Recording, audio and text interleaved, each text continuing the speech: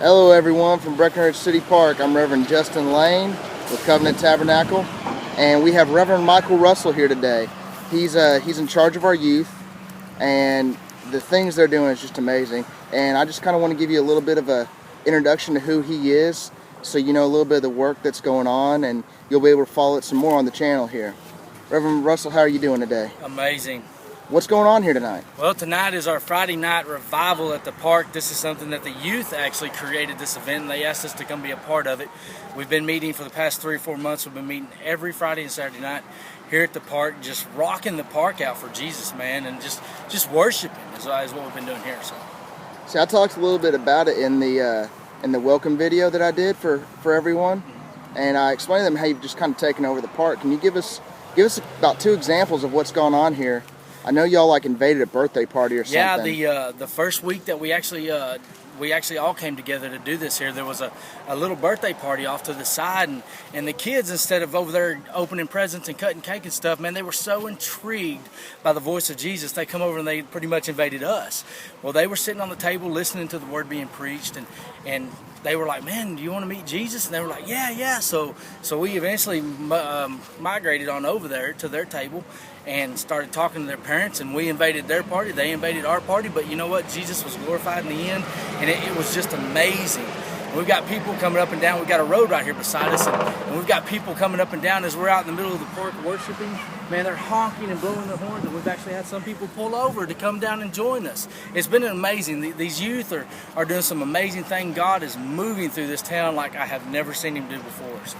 That's amazing. Now, you haven't been walking with the Lord, but what, 5-6 years now? Yeah, going on 5.5 years. On my 30th birthday, October the 9th, 2008, I went on an Emmaus walk that the Lord used as an ignition for my fire, and I've been kicking it with him ever since. Now, before that, I mean, you weren't exactly involved in church or anything like that. My life structure was not any much of an ideal life structure for a child to have, but I did some bad things in my life, and the Lord saw mercy on me and gave me mercy and grace, and he called me to be one of his. So yeah, my life prior to this was not built around Jesus by no means.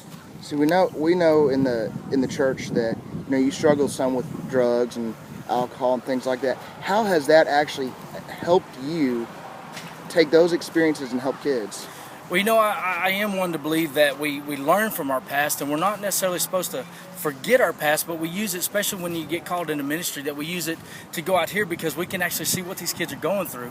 Because these kids are starting at such a young age, it's actually scary. So it gives me a time that I can actually, I know kind of what they're going through and struggling with drugs and alcohol and the pulls of the flesh and all that stuff. So I know what they've been through, but not the exact, but I know kind of what they're going through. So it's given me a chance to kind of adapt with them and like show them, once you turn to Jesus, it's going to be different. So it's given me a chance to actually minister to a lot of people here, especially during the street ministry. So now y'all have an event coming up in September, I believe. You want to kind of tell people some of what that's about and what it's going to entail and how they can actually participate if need be? Yes, September the 28th, we have and God's just moving in this whole event. September the 28th, we have an event coming, and I don't even like calling it an event. We have a mission or a ministry starting up September the 28th. We have got the gym given to us free of cost. It's only by God's glory. We actually have a Christian DJ coming in. It's going to rock out. We're going to play some new age stuff, and we're trying to get these kids a place where they can go on the weekends instead of cruising up and down these streets, going and getting drunk, high, whatever you want to do. Besides that, we're trying to give them a place where we can teach them a little bit about Jesus, and they can actually learn Jesus. The event, it's going to be amazing, and if you want to support it, man, just send us an email, and we'll give you the information on how to donate to this cause, because this is not just a one-time thing. We don't want to see the wind blow and the dust blow out. We want to continue to pour into these kids in this town. We want to continue to give them a place where they can seek answers and seek Jesus and have a safe place to go, because our kids are our future. They're the ones that's going to build this country from the ground up. So we're just trying to give them a place where they can settle in and just learn about Jesus right now. Also, on that, if y'all do want to help support it, donations, whatever, you can email us. It's Covenant Tabernacle at att.net. Reverend Russell, we got school starting up here soon. I know that there's all over the country people have already started school, but for us, school's about to start. If you could just have a couple minutes real quick, what would you say to the youth that are going back to school?